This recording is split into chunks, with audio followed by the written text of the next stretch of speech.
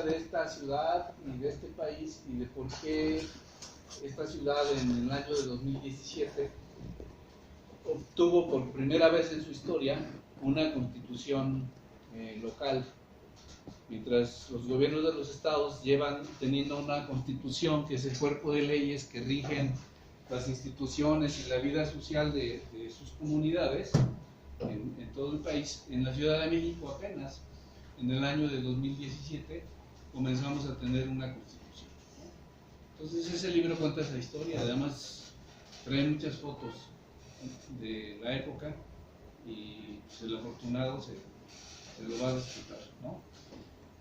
Voy a dejar otro para la biblioteca, aquí con el maestro, ¿no?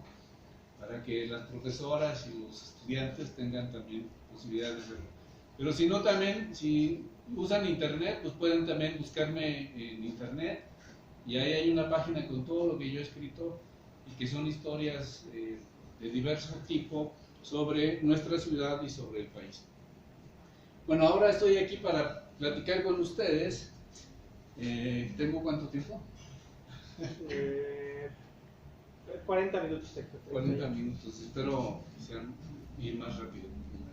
Nada más no había presentado a la maestra Guille de español, es también maestra. Profesora, mucho gusto, encantado. Muchas gracias. La maestra, no sé si la había presentado, maestra. No, Maestra no Raquel tenía. también. Encantado, profesora. Muchas gracias. Me siento muy favorecida de escuchar una cátedra de usted. Me siento muy favorecida. Más vale tener suerte que ser invitado, ¿no? No, muchas gracias, al contrario, es un honor, me da mucho gusto estar aquí. Supongo que ustedes después de un año y medio casi apenas regresaron a la escuela, ¿verdad? Por la pandemia. Yo también, después de ese año y medio apenas tengo contacto con estudiantes. Ustedes son los primeros que tengo contacto. Los estudiantes de la universidad, todavía los estoy viendo por, bueno, cuando se dejan ver, ¿no? Porque no son muchos que se dejan ver. Entonces, bueno, es una emoción poder volver a entrar en contacto, y estamos aquí porque el profesor tuvo a bien invitarme para platicar con ustedes de un tema que están viendo en clase, que es la globalización, ¿verdad? ¿Qué les ha dicho el profesor? ¿Qué es la globalización? A ver, Vladimir, Lenin. ¿Qué te ha dicho el profesor? ¿Qué te ha contado? No me acuerdo. ¿No te acuerdas?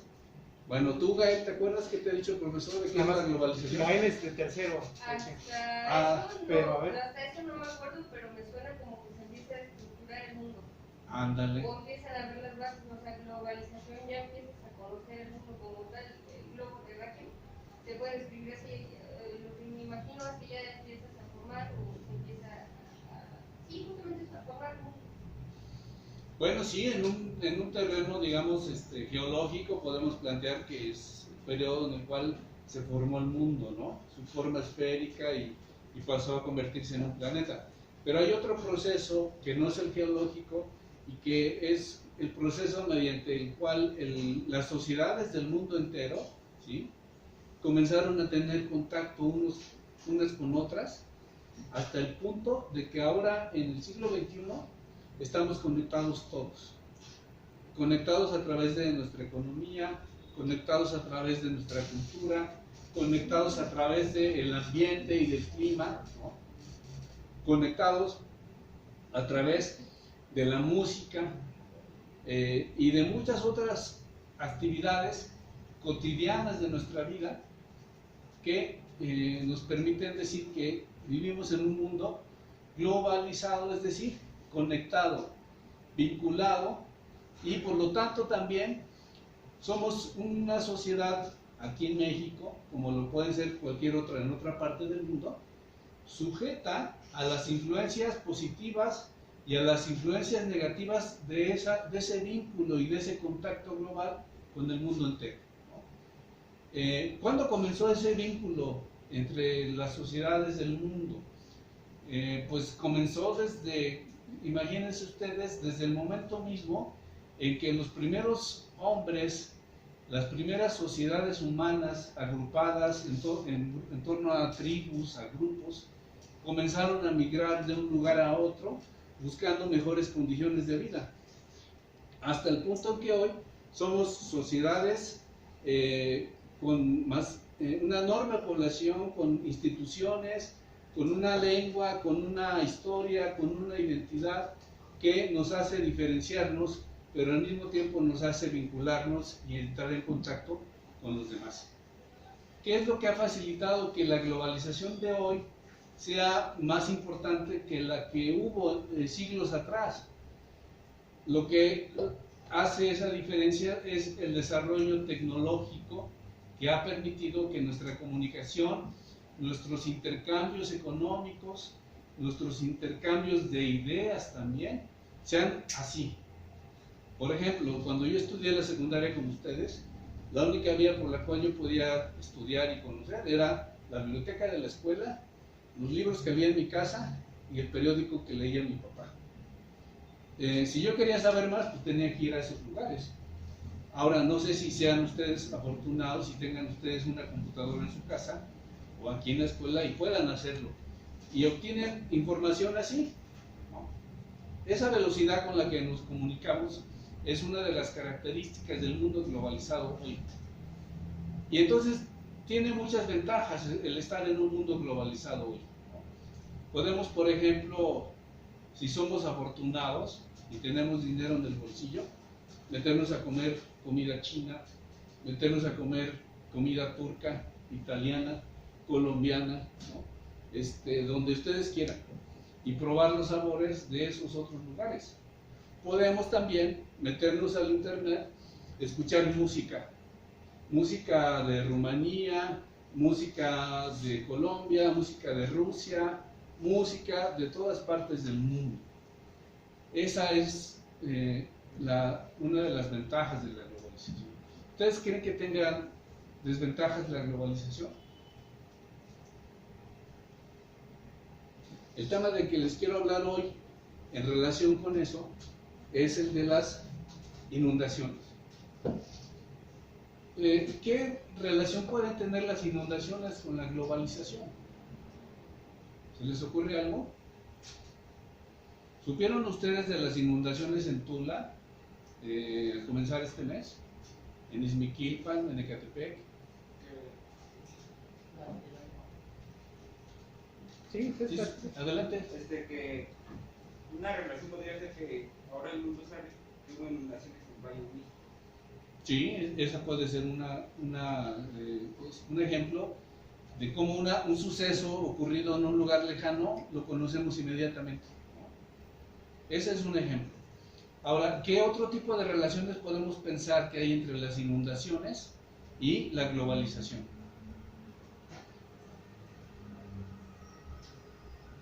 Las inundaciones, ¿sí? Yo pensaría que la ayuda, ¿no? Porque al final de todo la información se va a diferentes partes y a donde más están los años de ayudar.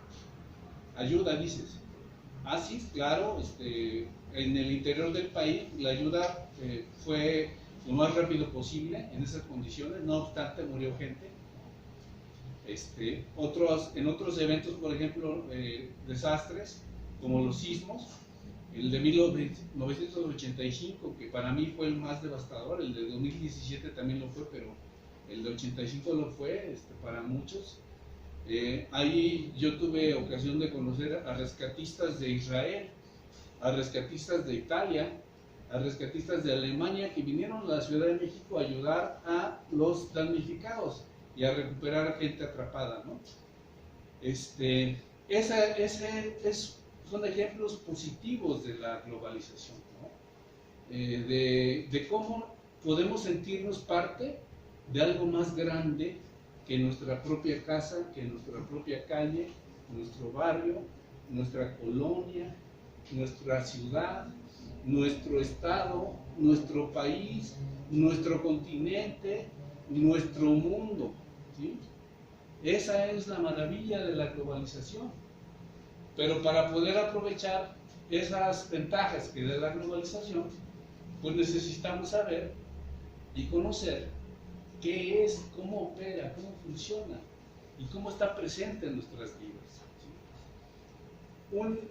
¿sí? fenómeno vinculado a la globalización, todo está vinculado a la globalización, pero del tema del que yo les quiero hablar ahora es el de las inundaciones. Las inundaciones ahora han venido ocurriendo con mayor frecuencia y con mayor gravedad.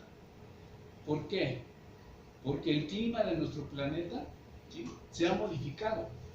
La naturaleza forma parte de esos cambios producidos por este proceso de cambio que llamamos globalización. El planeta ahora está más caliente que 5 décadas atrás. Y las perspectivas de que esto va a seguir son muy preocupantes. ¿Por qué se está calentando el planeta? ¿Perdón? Sin pena, me da gusto escucharlos. Adelante. ¿Cómo te llamas? Manuel.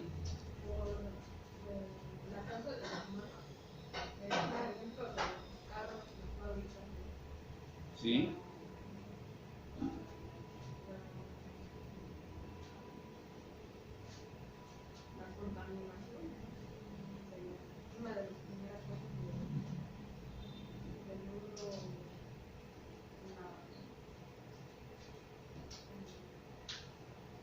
Claro, todas esas actividades tienen un impacto en el ambiente, ¿no? ¿Qué otras cosas se les ocurre, Gael? Bueno, yo alguna vez le comenté al profesor Herrera Dublán, ¿Sí? que a partir de que la temperatura empezó a subir, se empezó a descongelar el hielo y entre ellos empieza a descongelarse el permafrost.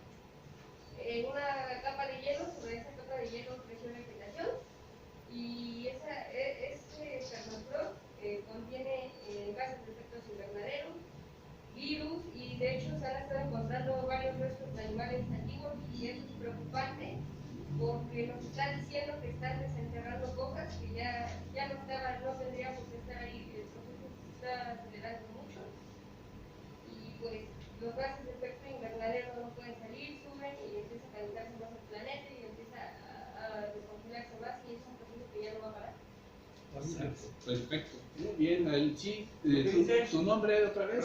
Rodrigo. Usted dice, Sí. y con mis compañeros, Uh-huh. la contaminación de las fábricas y los coches genera gases de efecto invernadero. Lo que esos gases no puedan salir del planeta, y los rayos gamma, tampoco pueden salir del planeta a causa de esos gases. Todo hace que el calor que proviene del sol se quede en la Tierra, y esto provoca que derrita el hielo. Como en un invernadero, ¿no? Y al derretir el hielo provoca cataclismos a lo largo del mundo. Exacto. Pues ya los estamos viviendo. ¿Y cómo explicamos las pasadas inundaciones? Las autoridades del Estado de México, las autoridades federales dijeron que las inundaciones habían sido resultado de una precipitación inusual, ¿no? Es decir, de lluvias que no se habían tenido antes, que fueron demasiadas. Bueno, ese fue un factor, pero hay otros factores que, vinculados con las actividades humanas, le dan a eso que las autoridades llaman desastre natural, le dan la combinación de las actividades humanas con la agencia, la actividad de la naturaleza y sus fuerzas, le dan el tono y la cara de un fenómeno socioambiental. ¿Por qué? Porque no es enteramente un fenómeno natural. Es un fenómeno que se complica y se vuelve en contra de nosotros por lo que nosotros hemos hecho. ¿Y qué hemos hecho nosotros para que esos fenómenos naturales se vuelvan contra nosotros? ¿Qué hemos hecho? Esa es una larga historia, ¿no? Los historiadores, por ejemplo, pueden hacer la historia de esos cambios en el ambiente y de sus impactos en las sociedades. Y eso es lo que yo estoy haciendo ahora. Yo estoy ahora estudiando los impactos de los cambios en el ambiente desde el siglo XVI hasta nuestros días. Y tomo como ejemplo de estudio las inundaciones en la Ciudad de México. La siguiente, por favor. Más. Ahí. Esta es la Cuenca de México. La Cuenca de México es una formación en la superficie terrestre que tiene forma de cuenco, por eso se llama cuenca. El cuenco es una cavidad topográfica rodeada de montañas. Esta es, ustedes están por aquí, o estamos aquí, por aquí, El miren. Popo y el Ista acá arriba. El Popo, el Istla de Igual, ¿no?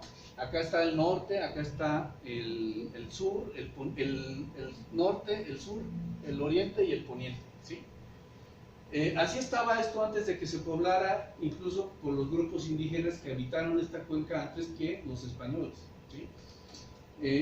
El agua entonces, la siguiente por favor, caía al fondo de esa cuenca, se acumulaba ahí por efecto de las lluvias y por los escurrimientos, que algunos eran ríos, que llegaban y derivaban sus aguas en esas partes bajas de la cuenca. La siguiente, por favor. Llegaron los indígenas por varias oleadas. Cuando los mexicas llegaron hacia 1325, esta cuenca ya estaba ocupada por otros grupos humanos, por otras culturas. Pero ninguno de ellos había trabajado en la idea de aprovechar las aguas de esos lagos, que a veces formaban un solo espejo, no siempre estaban así, a veces las aguas descendían de nivel y entonces se separaban los lagos del norte del de Texcoco, que eran central, con los del sur, que eran los de Chalco, Xochimilco, ¿sí?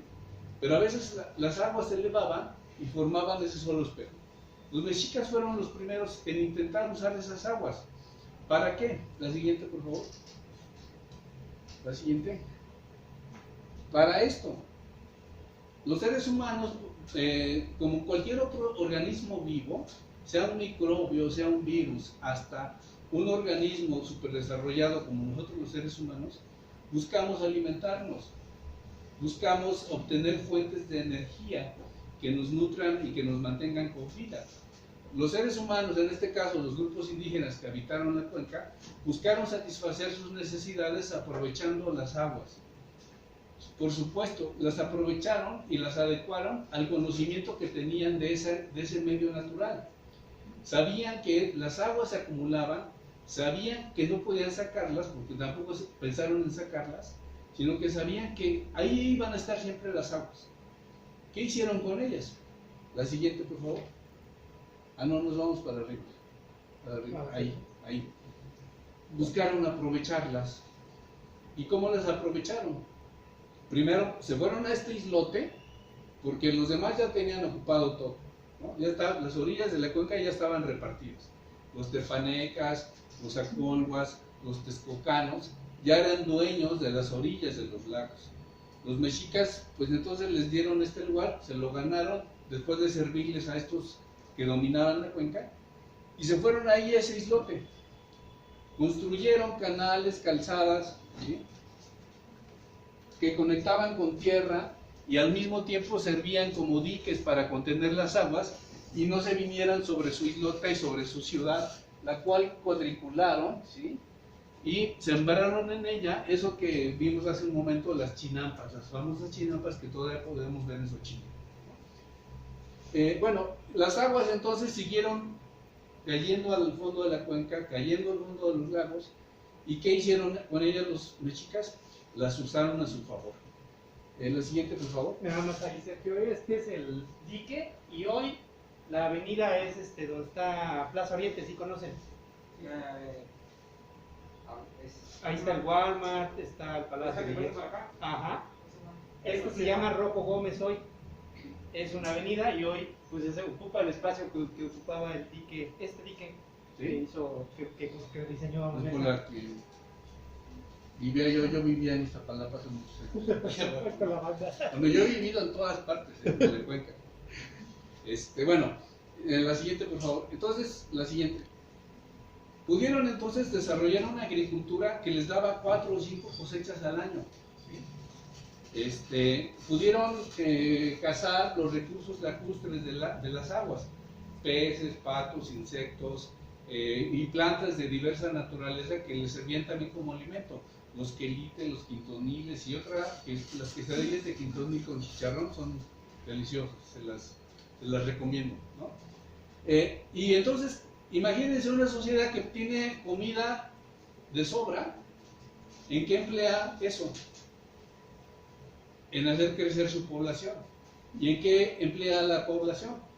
La educa, la entrena y la convierte, ¿sí?, en una sociedad que sabe y domina su relación con la naturaleza y sabe que esa relación con la naturaleza es una en la que no puede ir por encima, porque si no se le inunda, se vuelve contra él, y entonces ¿qué hacen? Organizan a tanta gente que tienen en la ciudad que esta crece, crece, crece, y hay quienes se dedican a desasolvar los canales, a desasolvar los vasos reguladores, a mantener las calzadas limpias, etcétera, etcétera, etcétera, ¿no?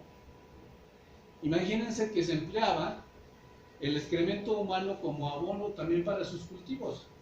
Cuando llegó Cortés, cuenta Bernal Díaz del Castillo, y fueron a conocer el mercado de Tlatelolco los españoles con los indígenas, Bernal Díaz se queda sorprendido de ver en una balsa montañas de excremento y se horroriza, ¿no? Ustedes saben que hoy nosotros comemos lechugas, jitomates, cebollas, cilantro, queso, leche, que tuvo como factor de riego aguas tratadas, pero otras no, aguas residuales de esta ciudad. Vámonos hasta la última. Las aguas que nosotros ahora tratamos, ya se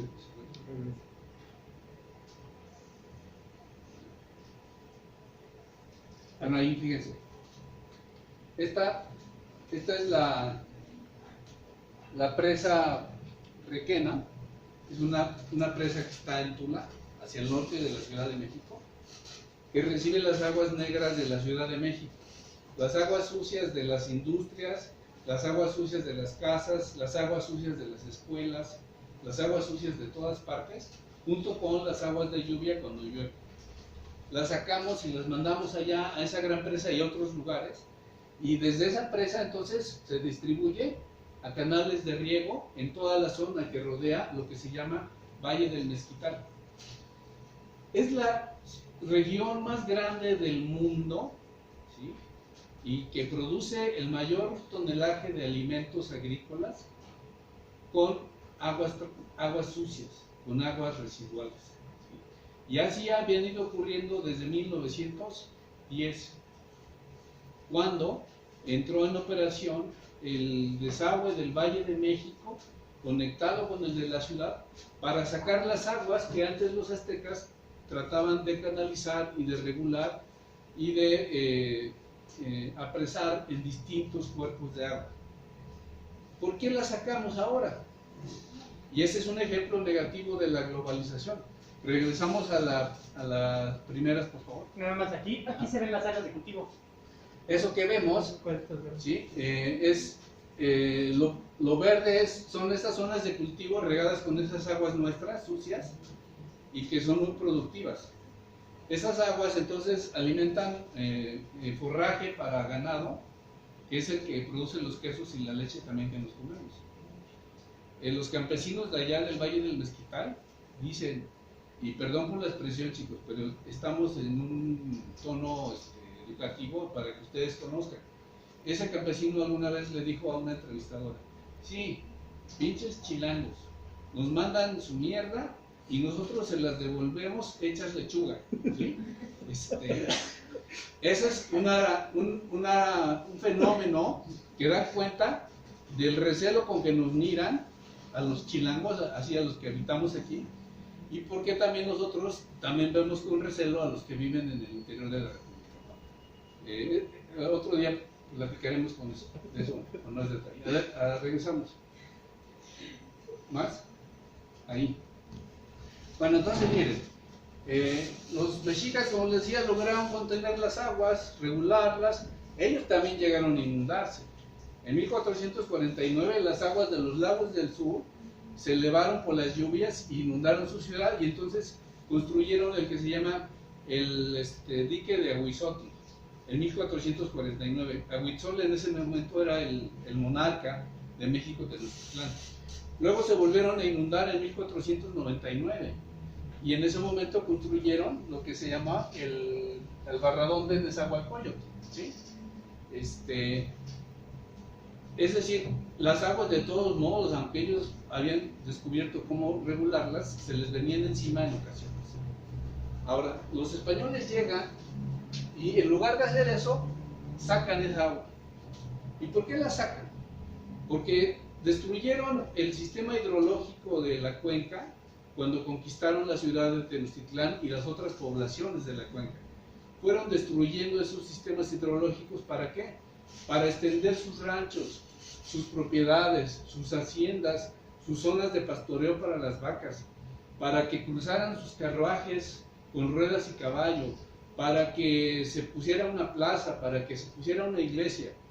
Todos estos canales, todos estos diques fueron destruidos paulatinamente porque ya había una nueva población que tenía una relación distinta con el agua. Los europeos no tenían, los que vinieron a conquistar esta zona de México, hoy así conocido, no tenían una relación amable con el agua. Para empezar, muchos de ellos vivían en zonas áridas.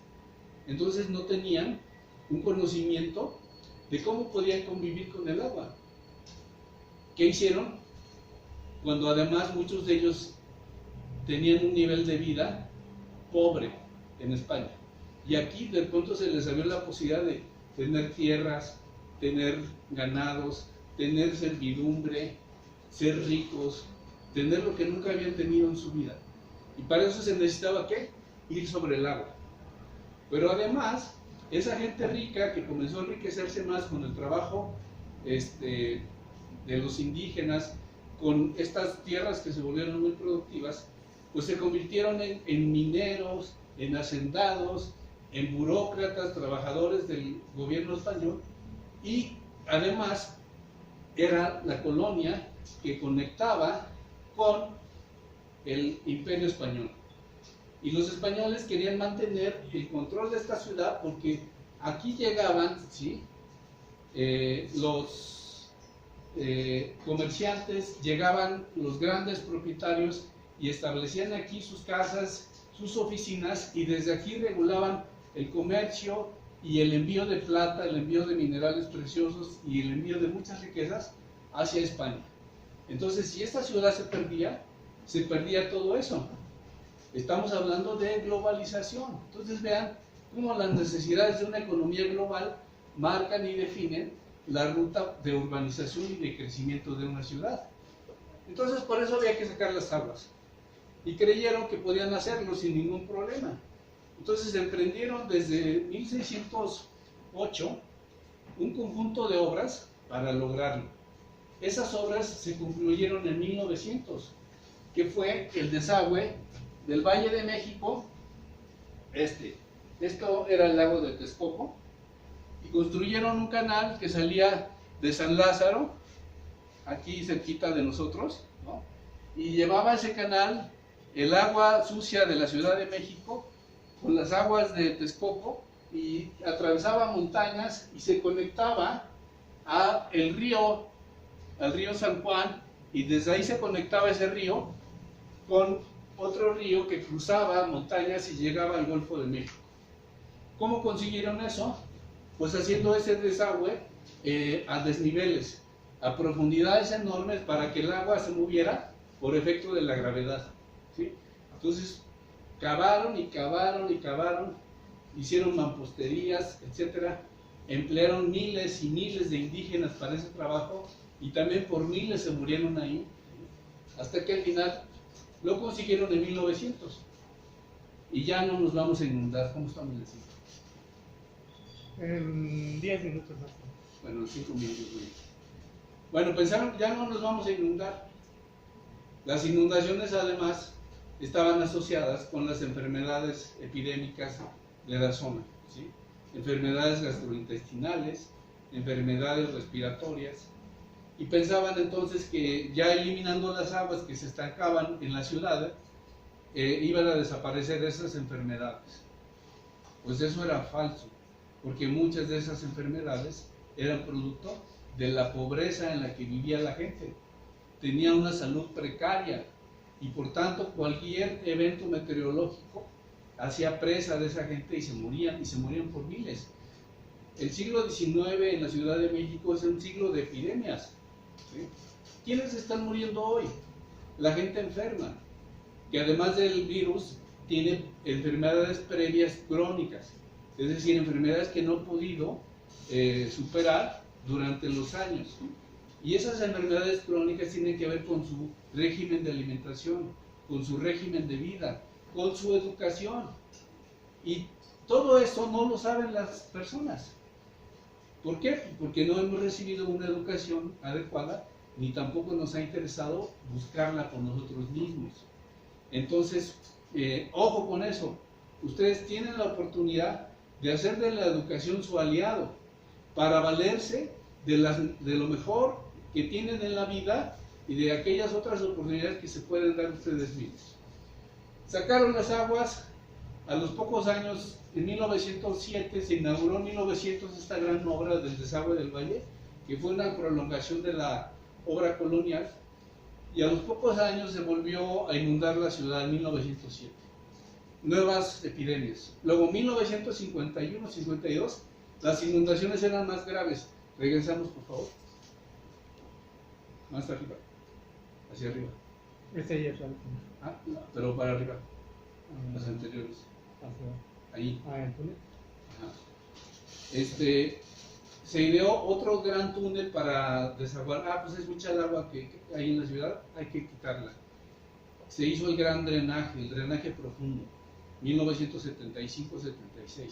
No, pues ya con esto no nos vamos a inundar. Seguimos inundándonos. En 2009 inician, no, ahora sí vamos a hacer la gran obra que ya no nos va a inundar, el túnel emisor de Oriente. Duró casi 10 años, 11 años ese túnel emisor para construirse. Y es el que dicen ahora, y un amigo mío estudioso de la Universidad de Stanford estuvo trabajando con los ingenieros de Conagua, la Comisión Nacional de Aguas, y con la Secretaría de Aguas de la Ciudad de México, y con los ingenieros que tienen el control de las represas que controlan estos desagües. Y él afirma que los ingenieros todo el tiempo están frente al dilema de a quién inundamos cuando vienen demasiadas lluvias. Entonces dicen, no, bueno, ahora vamos a inundar Ecatepec, ahora vamos a inundar Iztapalapa, ahora vamos a inundar Iztacalco. ¿Por qué? Porque nunca quieren que las aguas toquen la zona central de la Ciudad de México, donde están, ¿sí?, las oficinas de gobierno, donde están las grandes colonias de clases medias y de las élites de este país, para que no se inunden, porque además también están ahí las embajadas, están las representaciones del mundo, están las sedes financieras del mundo que conectan a México con el mundo. Entonces esa es la dimensión de la globalización y de las inundaciones. Entonces, ¿qué hicieron en esta ocasión? Mandaron las aguas por el túnel emisor de Oriente. Vámonos a la penúltima, por favor. Y ahí, ¿qué es este? Este es el que construyeron entre 2009 y 2019, que se inauguró. Atraviesa también de nuevo la cuenca de ¿cómo se llama? El Valle del Mezquital, ¿sí? Del Valle del Mezquital, y va a dar a esta presa que es la presa Requena. En esta ocasión, en septiembre, las aguas de la Ciudad de México las enviaron para allá. Las aguas de la lluvia ya también fueron muchas. La presa ya estaba llena. Llegaron las aguas del túnel emisor, se desbordaron, se desbordó el río Tula, que era la que las contenía, y entonces vinieron estos desastres que no son naturales, son socioambientales. ¿Sí ven la combinación de causas humanas y causas naturales? Entonces, ¿para qué nos sirve saber esto, chicos y chicas? Para darnos cuenta de que el conocimiento puede evitar que nos engañen, puede evitar que seamos engañados por lo que sea, y que lejos de que nosotros creamos, lo que podemos hacer es conocer la realidad en sus manifestaciones, en sus causas y en sus relaciones con nosotros. y a partir de eso establecer una mejor relación con nosotros mismos, con nuestros semejantes y con todos aquellos otros que forman parte de esta aldea global que somos hoy. ¿Sí? Pero eso requiere que estudiemos, requiere que nos interesemos, requiere que nos esforcemos y también requiere que nos divirtamos. Unas fotos arriba y ya con esa me despido. ¿Más? Para abajo, ¿no? Ay. Hacia... Más. Mira, Cara 20. A ver cómo dices. Es ahí. Vean. En medio de la tragedia del año de 1951, que se inundó esta ciudad también, ¿sí? La gente se divertía, ¿no? Vean estos chicos, ¿no? Arrastrados por un auto mientras están cruzando la zona inundada de la ciudad de Polanco. La vida también tiene eso, chicos, y cuando poseemos conocimiento, la vida se vuelve más gozosa también, porque podemos darnos cuenta de lo maravilloso que tenemos frente a nosotros. Si no lo sabemos, no nos podemos tampoco contagiar de esa inmensidad y de esa belleza que es la vida. Entonces los invito a que sigan estudiando, a que sigan esforzándose y a que le den una dirección como hasta ahora positiva en sus vidas, chicos y chicas, ¿no? Y les agradezco mucho. Nos vemos en algún otro momento.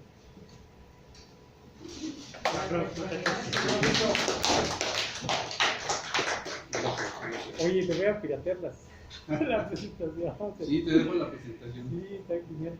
Pues nada más, reforzando un poco esto de la globalización. Sí. Nosotros estamos aquí, ¿no? Estamos aquí en medio.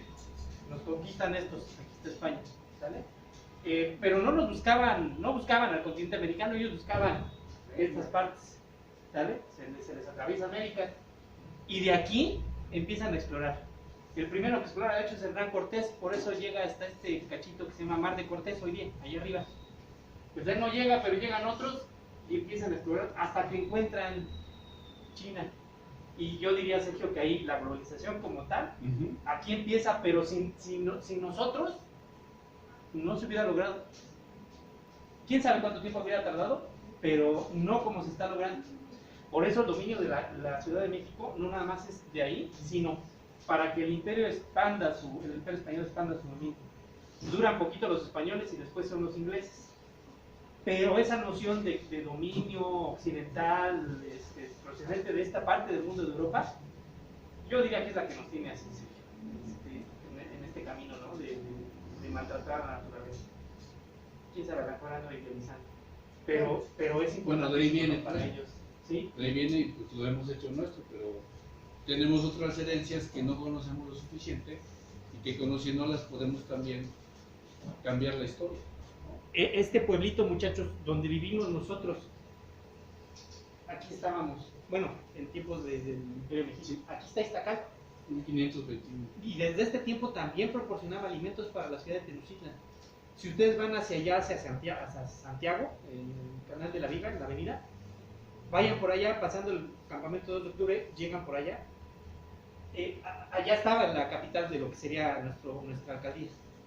Ahí todavía hay gente que vende comida de chinampas, o sea, de este tipo de cositas, de estas.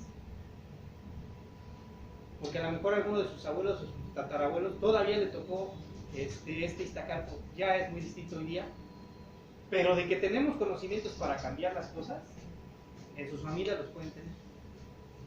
Y el futuro pues puede ser distinto. Pero como dice Sergio, hay que esforzarse, porque si no, vamos en un camino que no está tan bonito. ¿Vale? Pues Gracias, muchas gracias, Sergio. muy bien. Búscame en internet, ahí están mis libros, todo lo que he escrito para que se enteren.